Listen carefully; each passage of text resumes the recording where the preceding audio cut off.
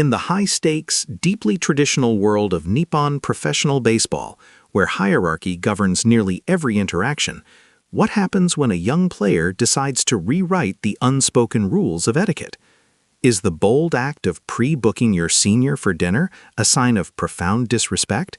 Or is it the ultimate demonstration of devotion and evolving team chemistry? Welcome to 604 News Now, where we dive deep into the heart and hustle of NPB. Today, we're dissecting the brilliance behind the baffling dinner reservations involving Fighters star Gunji Yuya, an incident that proves sometimes the most important strategy in baseball isn't on the field, but over a perfectly timed Wagyu steak. We need to understand the context. Gunji Yuya and pitcher Takumi Yamamoto have established a critical annual ritual, a Yusan Ondan, a dining agreement that has been maintained for 3 consecutive years, extending beyond the formal structure of contract renewals. The conversation usually revolves around salary figures, especially after a player like Gunji receives a significant bump. But as Gunji himself insists, that's not about the money at all. That's purely about the measure of their loyalty, the depth of their admiration for me. This establishes the foundational tension. The junior, Yamamoto, relies on the senior, Gunji, to initiate the dinner, and certainly to cover the bill. Yamamoto, recognizing the awkwardness of perpetually asking a senior out, confessed, "When you're the one who is going to be treated, you can't exactly constantly badger the senior saying, 'Let's go, senpai, let's go.' That's just not how it works in our system." This is where the story pivots from mere tradition to tactical genius. Gunji had, in a previous interview or article, mentioned a peculiar individual, a teammate, often inferred to be Kiyomiya Kotaro, described vaguely as that red guy, someone he's in a unit with, or simply an old friend, who operates entirely outside these conventions. This person doesn't wait for the invitation, they simply book the restaurant first. Gunji complained, half-jokingly, of the guy who just reserves the table without asking. It was this revelation that sparked an almost revolutionary idea in Yamamoto. He realized this wasn't rudeness, it was a strategically sound bypass of etiquette. "I heard Gunji-san say there's this guy who just reserves the restaurant unilaterally, and I thought, that's a viable strategy." Yamamoto announced that he plans to adopt this tactic next year, secure the reservation first, then inform Gunji. "I will make the reservation myself, and then I'll just tell him, 'We are going, senpai,' because I already have the booking."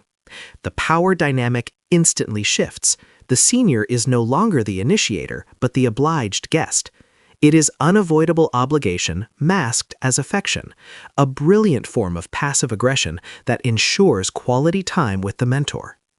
Now, many traditionalists within NPB circles would balk at this. They would call it a flagrant violation of the respect protocol that upholds the team's structure. We often hear retired coaches arguing, as one fictional commentator, Mr. Izumi, recently declared on a rival broadcast, "The moment you allow a junior to unilaterally dictate the terms of interaction, you erode the discipline required for championship baseball. Hierarchy is non-negotiable." However, this viewpoint entirely misses the subtle emotional and psychological dynamic at play. Dr. Kenji Kido, a sports psychologist specializing in team cohesion at Waseda University, offers a far more insightful perspective. Dr. Kido notes that true team chemistry isn't built on fear of tradition, but on proactive, boundary-testing loyalty.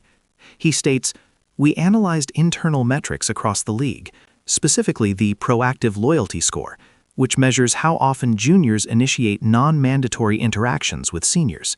Teams exhibiting a high PLS, those where the boundary is comfortably tested like this, tend to outperform their projected win totals by nearly 5%. It's not about disrespect, it's about maximizing time with the mentor." Consider the alternative. Yamamoto, perpetually waiting to be invited, might miss critical opportunities for informal mentorship.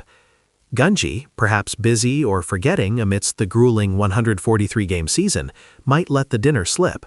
But when the reservation is secured, the interaction is guaranteed. This is what truly matters to Gunji too. Despite his performative outrage, claiming that his friend/teammate is the red guy, the one who has no concept of boundaries. The ultimate reaction was telling. The transcript notes that Gunji rolled over laughing. This is the core plot twist. The senior secretly craves this level of commitment. The unsolicited booking is the ultimate compliment, a statement that the junior values the senior's time so highly they are willing to risk a reprimand just to secure it. It demonstrates that the mentorship is successful. The junior is now empowered, not dependent. Gunji's initial focus on loyalty, it's not about the money, it's about how much they adore me, is ultimately confirmed by this audacious move.